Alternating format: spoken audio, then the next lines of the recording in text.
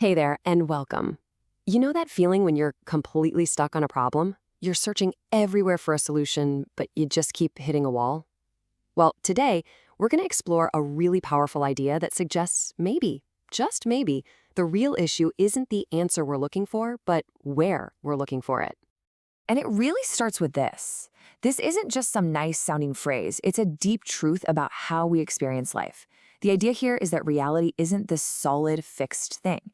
It's something we're actively creating moment by moment with our perception. The world you see is a direct result of the lens you're choosing to look through. You know, even Albert Einstein was wrestling with this.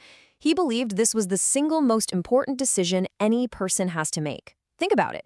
If you decide you live in a hostile universe, one that's out to get you, well, that's exactly the world you'll find. Your perspective literally becomes your reality. So to really see how this all works in practice, let's walk through a little story.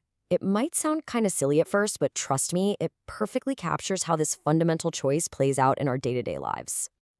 Okay, so picture this. You're just hanging out at your house, maybe about to head out for the day.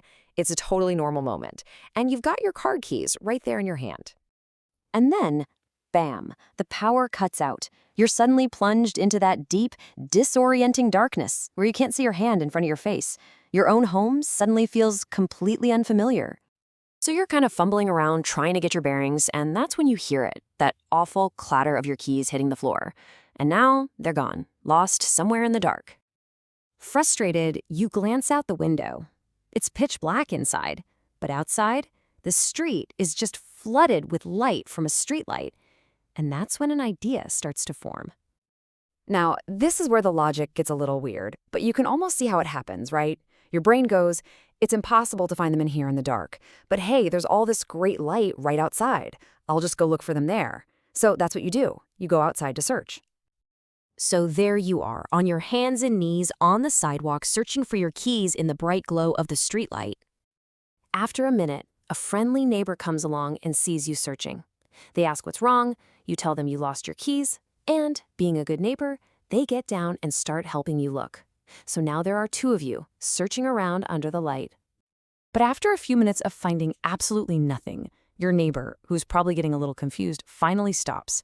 They ask a very simple, very logical question that just cuts right through the whole ridiculous situation. And you just answer totally honestly, "Oh, I dropped them in the house." And right there, that's the whole thing in a nutshell, isn't it? You've got these two totally different worldviews clashing. Your logic is all about convenience. Why would I search in the dark? It makes way more sense to look where there's light. But your neighbor's logic is based on reality. Why on earth would we look for something where we know for a fact it isn't? Okay, so it's a funny little story, but what's the big deal? Why does it matter? Well, because it's so much more than just a story. It's a mirror, and it's reflecting a behavior that we all do, probably more than we'd like to admit. I mean, it's so easy for us to sit here and laugh at the person in the story. It seems completely absurd. But let's be real for a second. Isn't this exactly what we do? Whenever we have a problem, a struggle, a pain that's located inside of us, don't we immediately start looking for the solution outside?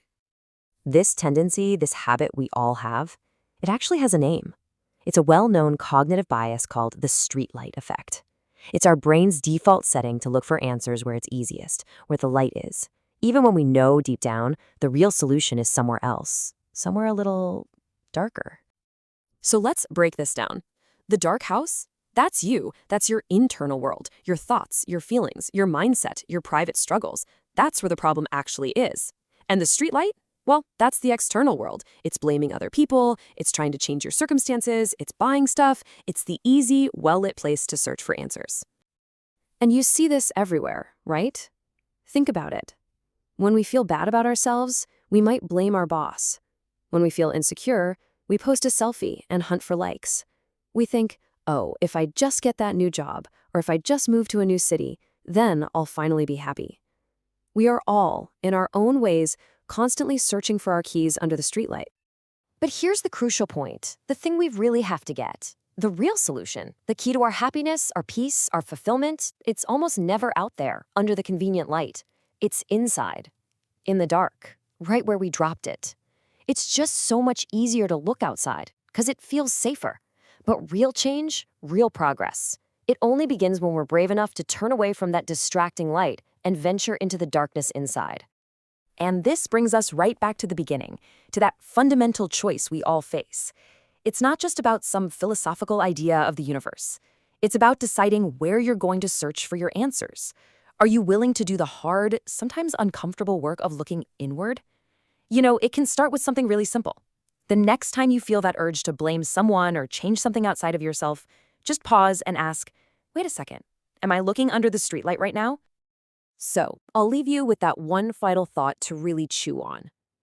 In your life, with the things you're dealing with right now, where are you looking for your keys?